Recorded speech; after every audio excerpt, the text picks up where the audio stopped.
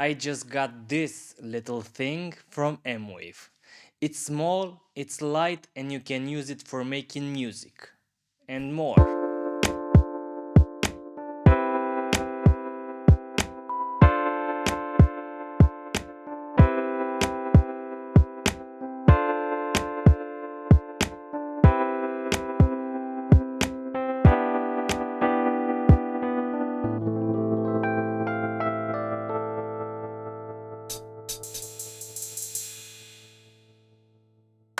So this is the SMC Pocket Pad from M-Wave. It's a really small MIDI controller equipped with pads that you can use as note triggers or buttons for different applications. It has Bluetooth built in, so you can use it without it being plugged in all the time. As always with M-Wave, the packaging is not very impressive, probably to cut cost as much as they can. The box has a user manual, a connection cable for charging, and the device.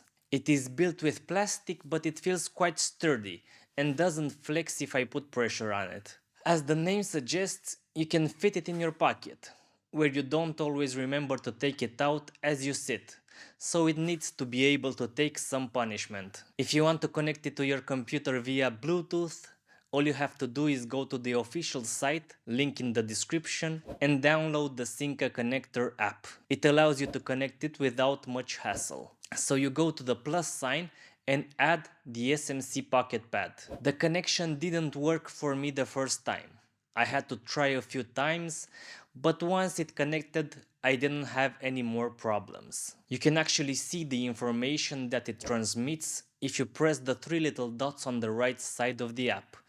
And you can also see that it has aftertouch information. Please note that this test was made on the Windows OS side, so I don't know about its connectivity with Mac OS. This is for the Bluetooth connection, so you can work with it without any cables. I should warn you, there is a bit of latency when using it in this mode, and I don't really care for it. The more reliable way to use it is by connecting it via the USB cable provided in the box. This way there is no latency and you can actually set the device as you please with the help of the MIDI Suite app provided on the M-Wave site at the download PC software section. You just open the app, wait until it detects the pad, connect it, and you have all these settings. In this window, you can customize every little aspect of your controller.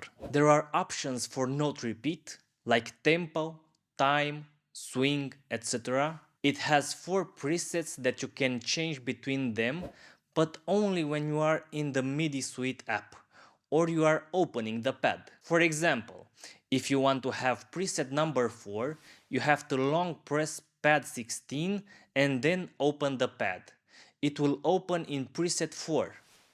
This is a bit clunky, as I would have preferred to be able to change them while making music inside of a DAW. One more function that you can customize in the MIDI Suite app is the fact that you can set your pad sensitivity from 1 being the hardest to press to 4 which has no sensitivity at all. I recommend using the third preset as it is the softest settings with pressure control. The 1 and 2 settings are a bit too hard to press and they don't always register, especially on fast notes. If you don't like either, and you need more customization on this part, you can go into pad calibration mode and adjust every single pad to your liking. There are 7 banks of pads that you can use for 112 MIDI notes, but there is no way to switch between banks from the pad, only from the app. So let's say if you want to play the pad 1 octave higher, you would have to leave your DAW,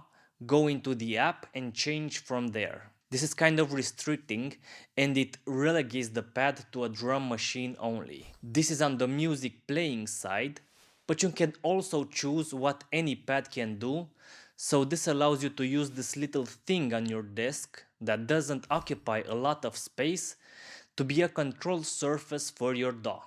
This is one of the main things I will use it for. Of course, you can change the lighting on the pads to better remember the different controls you assigned and to add some bling to your desk.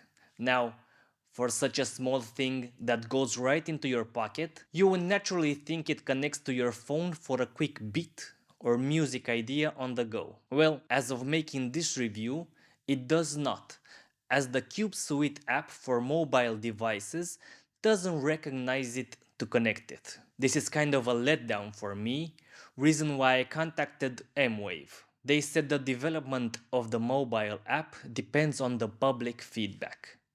If it is well received, they will push to have this resolved. Now, if this is too small for you and you want more control over your MIDI pad, you should check out this video. Cheers!